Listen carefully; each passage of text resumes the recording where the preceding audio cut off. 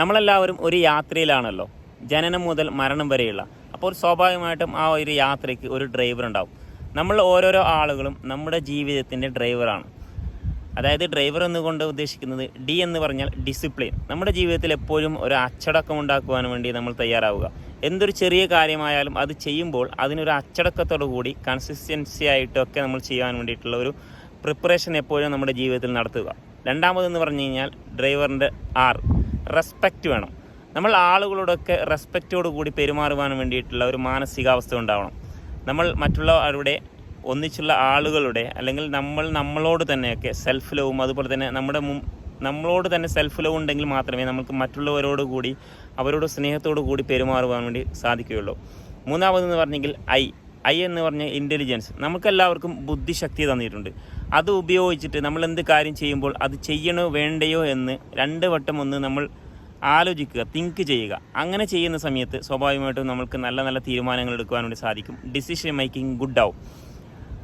അടുത്തതായിട്ട് വിഷൻ, ഡ്രൈവറിൻ്റെ വിഷൻ എന്ന് പറഞ്ഞു കഴിഞ്ഞാൽ സാധാരണ ഒരു കാഴ്ച ശക്തി മാത്രമല്ല, നമ്മളൊരു ഉൾക്കാഴ്ച കൂടി ഉണ്ടാവണം.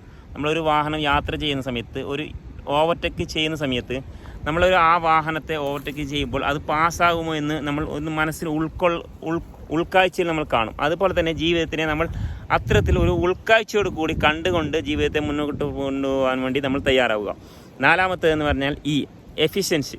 നമ്മൾ അതിനുള്ളൊരു കഴിവുള്ള ആളാണോ, പ്രാപ്തിയുള്ള ആളാണോ എന്ന് നമ്മൾ അതിന് വേണ്ടിയിട്ട് അതിന് പ്രിപ്പറേഷൻ നടത്തുന്ന സമയത്ത് അതിനുള്ള പ്രാപ്തിയുള്ള ആളാണോ എന്ന് നമ്മൾ നിരന്തരമായിട്ട് പ്രാക്ടീസ് ചെയ്യുന്നത് വഴി നമുക്ക് മനസ്സിലാവും അതിന് നമ്മൾക്ക് കഴിവുണ്ടോ ഇല്ലയോ എന്ന്. അവസാനമായിട്ട് ഡ്രൈവറിൻ്റെ എന്ന് പറയുന്നത്, അതാണ് ഏറ്റവും പവർഫുള്ളായിട്ടതും നമ്മുടെ ജീവിതത്തിൽ ഏറ്റവും നമ്മൾ കാണിക്കേണ്ടതുമായിട്ടുള്ള കാര്യം. എന്ന് പറഞ്ഞു കഴിഞ്ഞാൽ റെസ്പോൺസിബിൾ.